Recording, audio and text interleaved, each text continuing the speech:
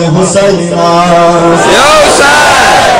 دامی که چند خانم هم گشت سیه پوش یعنی که خدای تو عذابدار حسین است اللهم صل علی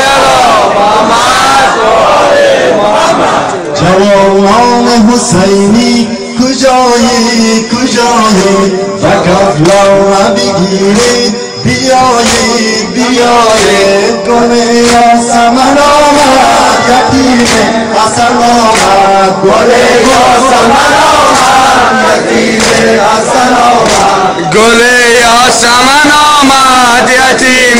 حسن آمد هنوز خون گلویش گل انداخته رویش هنوز خون گلویش گل انداخته رویش هدور از دم شمشیر زدن شانه بمویش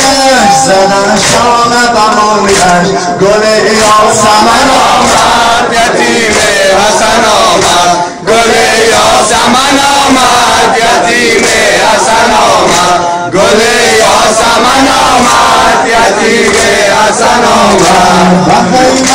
مدینه رو خمسین ببینه بخیر مدینه رو خمسین ببینه ز زخم بدنمون گل بوسه بچینه گل یاسمن آمد یتیم حسن آمد گل یاسمن آمد یتیم حسن آمد گل یاسمن آمد یتیم حسن آمد خدا گشت روانش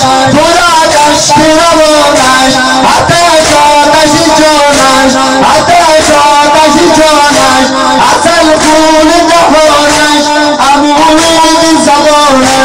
امورد زبانش گل یاسمن آمد یتیم حسن آمد گل یاسمن آمد یتیم حسن آمد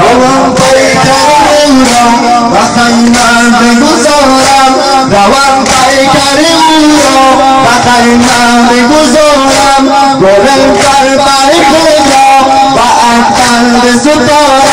و اکبر بسپارم گل یاسمن آمد یتیم حسن آمد گل یاسمن آمد یتیم حسن آمد گل یاسمن آمد یتیم حسن آمد بیا مادر قاسم بیا خواهر قاسم بیا مادر قاسم بیا خواهر قاسم که رخسار بشوری ز خون سر قاسم